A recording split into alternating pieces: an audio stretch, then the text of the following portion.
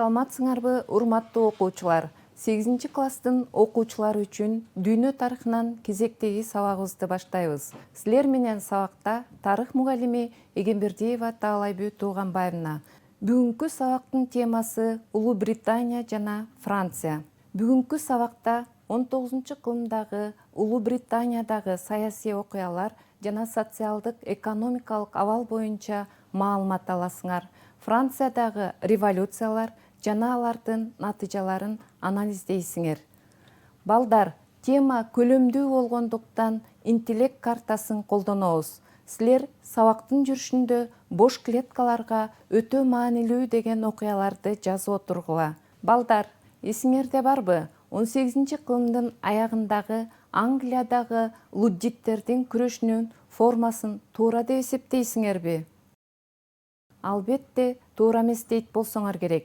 Машиналарды талкалоо менен жумушсуздукту, жакырчылыкты жоюуга мүмкүн эмес. 19-кылымдын биринчи жарымында Европанын бир катар өлкөлөрүндө революциялар болгондугун мурунку сабакта таанышканбыз. Алардан өзгөчөлөнүп, Англияда революция болгон эмес. Себеби географиялык жактан обочо жайгашкандыгы, эң чоң ыйгарым укуктары бар парламент негизги маселелерди сөзгө келүү, талкуулоо жолу менен чыр-чатаксыз чечкен. 1824-жылы парламент 25 жыл мурда тыюу салынган мыйзамдарды жойгон. Ошондон кийин трейд юниондор түзүлүп, жумушчулардын шартын жакшыртуу, эмгек акыны жогорулатуу үчүн күрөш жүргүзө башташты. Эми балдар 1832-жылдагы реформага токтололу. Англиядагы шайлоо системасы ири жер ээлери менен эски соода финансылык буржуазияны парламенттеги орун менен камсыз кылган. Өнөр жай буржуазиясы бийликтен четтетилген. Ошондуктан парламенттик реформа үчүн күрөш жүргөн. Анын лидерлери, реформисттер чирик орундарды жоюуга, шайлоо системасын кайра кароону талап кылышкан. Чирик орундар деген 18-19 кылымда жашабай калган кыштактар менен шаарлардын өкүлдөрүнүн парламентте ордун сактап калышы. Вильям Кобет эркектердин жалпы шайлоо укугу үчүн күрөшкөн. Бийликтегилер толкундоолордун күчөп кетишине жол бербөө үчүн реформага макул болушкан. 1832-жылы Лордтор палатасы тарабынан шайлоо реформасы кабыл алынган. Реформанын натыйжасына токтолсок, чирик орундар жоюлду, өнөр жай буржуазиясы бийликке келүүгө жол ачылды, сөз эркиндиги жана чогулушка тыюу салууларга чектөөлөр киргизилди. Англиядагы өтө чоң окуялардын бири чартистик кыймылдар. Чартистик кыймылдардын себептери: парламент кедейлер жөнүндө мыйзам кабыл алган. Бул кедейлерди жөлөк пул алуу тартибин жойгон. Жаңы мыйзам боюнча кедейлер жардам сураса, жумуш үйлөрү деген жерге үй бүлөлөрүнөн ажыратып жайгаштырган. Мыйзамдын максаты аз эмгек акы үчүн фабрикага барууга мажбурлоо саясаты болгон. Экономикалык кризистин 1836-1838 жылдарда болушу, реформадан кийин деле жумушчулардын саясий укуксуздугу, чартисттер шайлоо реформасы үчүн күрөшкөн жана жалпы улуттук мүнөзгө айланган. 1836-жылы жыгач уста, утопист, социалист Уильям Ловеттин демилгеси менен жумушчулардын ассоциациясы түзүлгөн. Ловет жана анын жактоочулары төмөндөгүдөй саясий укуктарды, жумушчулардын парламенттин мыйзам чыгаруу иштерине кийлигишүүсү, 21 жашка чыккан эркектерге жалпы шайлоо укугу жана шайлоодогу чектөөлөрдү алып таштоо, парламентте өкүлчүлүктүү теңдикти талап кылышкан. Бул эл ичинде кеңири колдоого ээ болгондуктан программа элдик хартия делип, жактоочулары чартисттерге байланыштыруу кыймыл чартизм деп аталган. Бардык жерде митинг, демонстрациялар болуп, хартияны кабыл алуу боюнча кол чогултуулар жүргөн. 1839-жылы июлда 1,28 миллион кол чогултушуп, жамааттар палатасына өткөрүлүп берилген. Бирок алар четке кагышкан. 1840-жылы июлда биринчи жумушчу партиясы чартисттердин улуттук ассоциациясы түзүлгөн. 1842 жылы чартистик партия 3,3 миллион адам кол койгон чоң үкүккө салынган хартияны 16 адам Лондондун көчөсү аркылуу парламентке алып барышкан. Жамааттар палатасы кабыл алуудан баш тарткан. Мында саясий үстөмдүк үчүн күрөшүү жөнүндө жобо камтылган эле. Чартисттердин кыймылы экиге бөлүнгөн. Биринчилери демонстрацияны, экинчилери курал колдонууну жактагандар болуп бөлүнгөн. Күч колдонууну жактагандардын башында таланттуу публицист жана чечен Фергюс О'Хоннор турган. Анын Түндүк жылдызы газетасы белгилүү болгон. Чартисттердин арасында стачкалык кыймылды көтөрүлүшкө айландырууга чакырган радикалдар болгон. Радикалдарды өкмөт камоого алган. 1848 жылы чартисттер үчүнчү жолу 2 миллион адам кол койгон петицияны парламентке алып барганда жамааттар палатасы кайрадан кабыл албай койгон. Анда балдар чартизм боюнча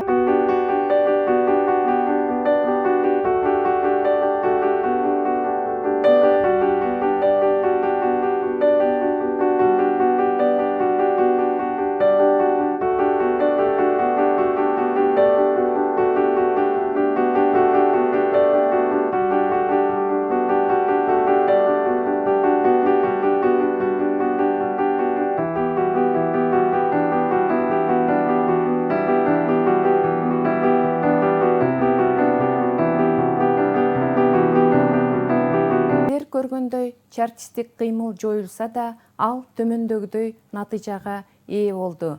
Аялдардын түндө иштөөсүнө тыюу салынган. 1847 жылы аялдар жана өспүрүмдөр үчүн 10 сааттык жумуш күнүн белгилеген мыйзам чыккан. 1846 жылы эгинди сырттан ташып келүүгө тыюу салган мыйзамды жоюу. Фритидерство, башкача айтканда, буржуазиянын эркин соода жүргүзүү укугуна ээ болушу.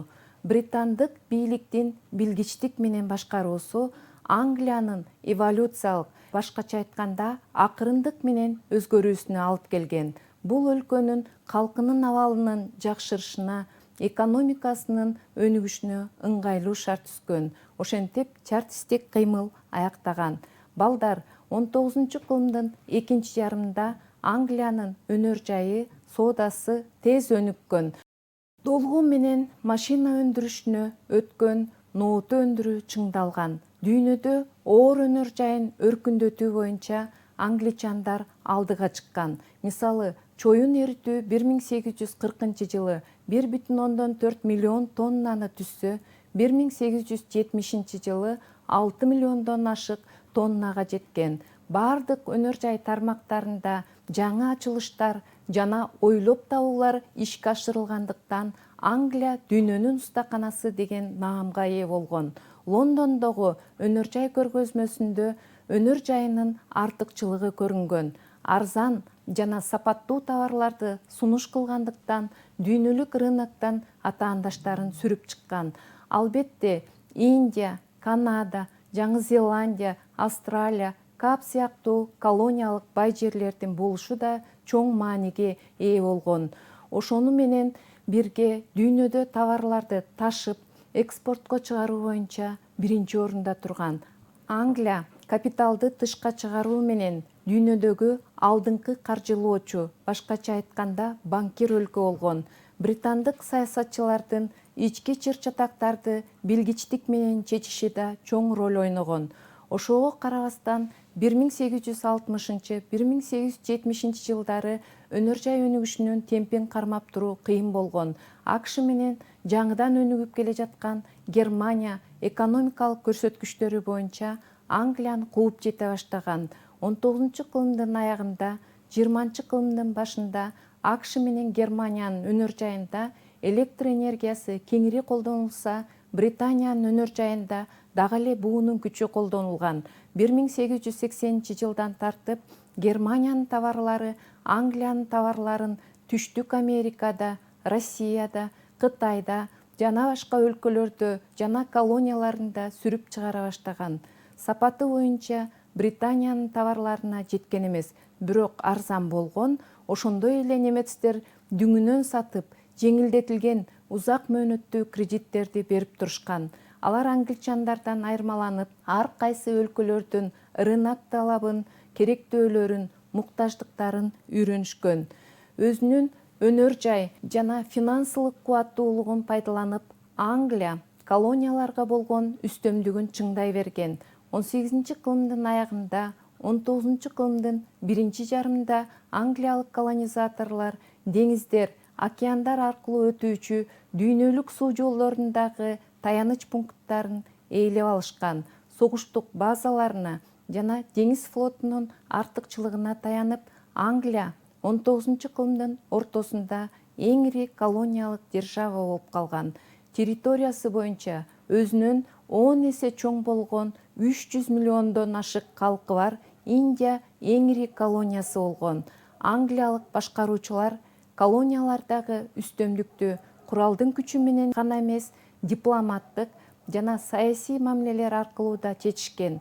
Алар уруулар ортосундагы жана диний чыр-чатактарды да башкаруунун куралы катары пайдаланышкан. Чыгышта элдердин ортосундагы мамилелерди курчутуп, өз элдеринин жардамы менен жаңы колонияларды каратып алышкан. Англиялык буржуазия өзүнүн колониялык саясатында ак колонияларга зор көңүл буруп, экономикалык жана саясий жактан маселелерин чечүүгө жардам берген. Ак колониялар деген Улуу Британиядан, Европалык өлкөлөрдөн көчүп баргандар тарабынан өздөштүрүлгөн. Бирок англиялык бийликке баш ийген Америкадагы Канада, Африкадагы Кап жана Австралия аталган.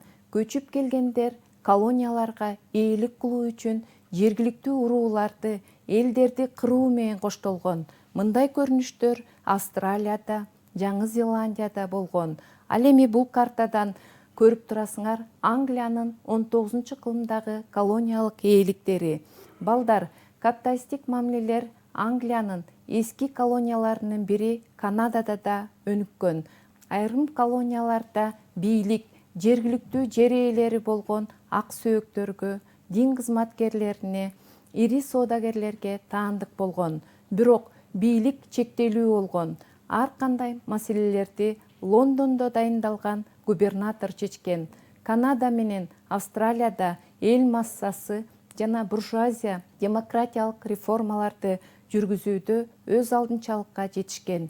Эки өлкөдө тең Канадада 1836-1837 жылдары, Австралияда 1840 жылы Викториядагы алтын издөөчүлөрдүн куралдуу көтөрүлүшү чечүүчү роль ойногон. Саясий тажрыйбасы бар англиялык өкмөт колонияларга айрым жеңилдиктерди берген жана англиялык губернатордун көзөмөлү астында өзүн өзү башкаруунун элементтери киргизилген. Канада менен англиялык өкмөттүн узакка созулган сүйлөшүүлөрү британдык Түндүк Америка жөнүндөгү актынын чыгышы менен аяктаган. Канада доминиондук көз каранды эместикке жетишкен. Доминион бул колониялык империянын чегинде өзүн өзү башкаруу укугун алган колония. Ошентип балдар Англиянын 19-кылымдагы саясий экономикалык абалы так ушундай болгон. Эми балдар 19-кылымдын биринчи жарымындагы Франциядагы саясий окуяларга токтололу. 1824 жылы король Людовик 18 дүйнөдөн кайткандан кийин граф д'Артуа Карл X Франциянын королу болуп дайындалган. Аны эмигранттардын королу дешкен. Мурдагы аристократтардын жерлерин конфискациялай албасын түшүнүп, анын баасын төлөп берүүнү чечкен. Буга буржуазия каршы чыккан. 1827 жылы шайлоодо жеңишке ээ болгон буржуазиялык либералдык оппозиция өнөр жайчылардын жана финансчылардын кызыкчылыктарына жооп берген министрлер кабинетин түзүүнү талап кылган. Карл X 1830 жылы мартта жана июлда депутаттар палатасын таркаткан. Мындан ары ири жер ээлери гана добуш берүү укугуна ээ деп жарыялаган. 27-28 июльдарда Парижде нааразылык демонстрациялары болуп, көчөлөрдө баррикадалар тургузулган. Өлкөдө июль революциясы башталган. Көтөрүлүштүн борбору Сент-Антуан колонөрчүлөр менен жумушчулардын району болгон. Карл 10 үй бүлөсү менен Англияга качып кеткен. Тактыга Бурбондор династиясынын кичи бутагынан Орлеандык Луи Филипп келген. 1830 жылы Конституцияга өзгөртүүлөр киргизилген. Цензура жоюлган, жыйналыш эркиндиги жана кесиптик союздарды түзүүнү чектөө басаңдаган. 1830 жылы июль революциясында бийликке келгендиктен Луи Филипптин башкаруусу июль монархиясы деп аталган. Анын тушунда өнөр жай төңкөрүшү аяктаган. Капитал 1,5 эсеге өскөн. Буу машиналарынын саны 1847 жылы 65 миңге, токуучу машиналар 31 миңге жетип, таш көмүр кендерин казуу, чоюн, темир өндүрүү көбөйгөн. Алжирди басып, колонияга айландырган.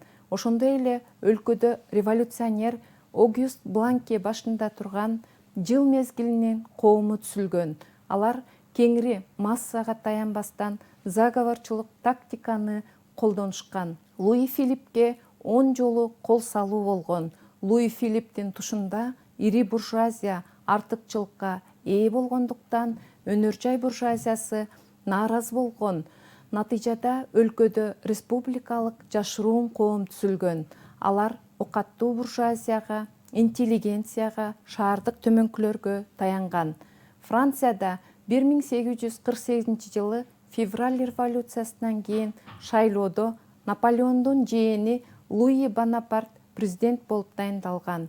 Аны дыйкандар, жумушчулар, шаардык буржуазиянын бир бөлүгү колдогон. Наполеон сыяктуу жөнөкөй эл массасына көңүл бурат деп ойлошкон.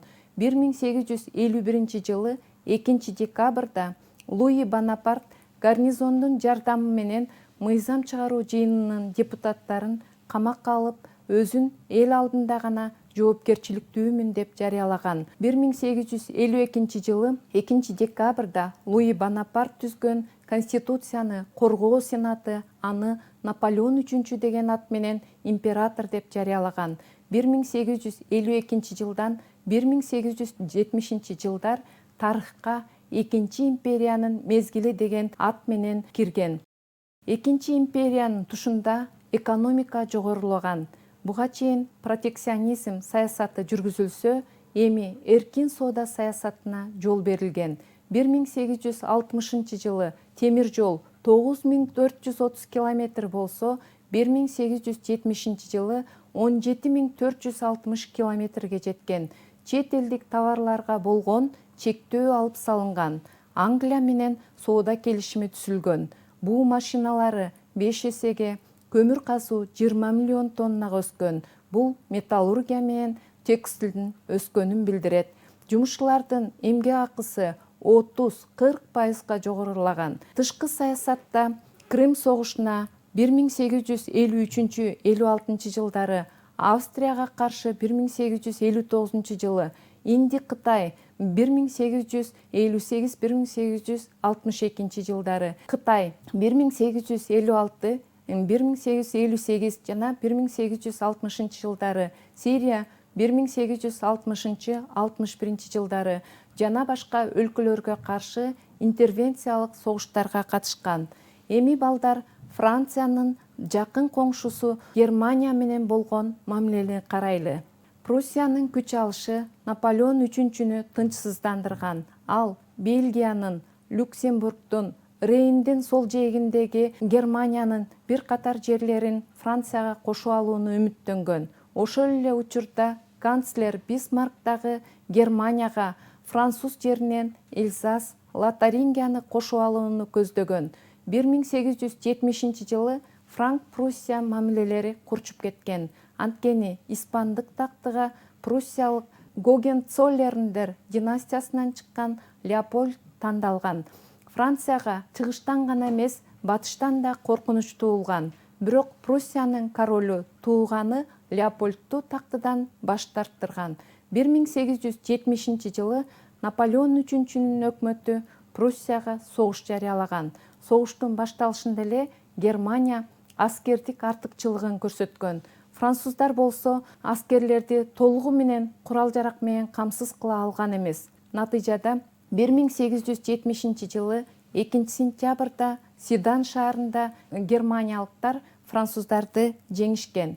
Бул картада Франция менен Германиянын согушундагы негизги салгылашуу каратып алган аймактар көрсөтүлгөн. Ошентип 1870 жылы 4 сентябрда Парижде толкундоолор болуп, Экинчи империя кулаган. Өлкө республика деп жарыяланып, бийликке буржуазия келген.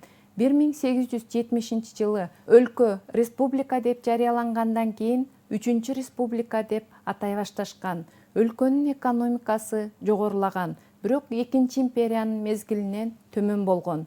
Франция 19-кылымдын башында өнөр жайынын өнүгүшү боюнча дүйнөдө 4-орунду ээлеген. АКШ, Германия, Англиядан кийин. Өлкөнүн президенти Макмагон болгондо монархияга ыктай баштаганда өлкөдө республикалык кыймыл жанданган. 1877 жылы республикачылар шайлоодо көп добушка ээ болгон. Бийликти либералдаштырууга аргасыз болгон. Либералдаштыруу ар түрдүү экономикалык иш-аракетке, категорияларга мамлекеттин көзөмөлүн алып салуу же басаңдатуу дегенди түшүндүрөт.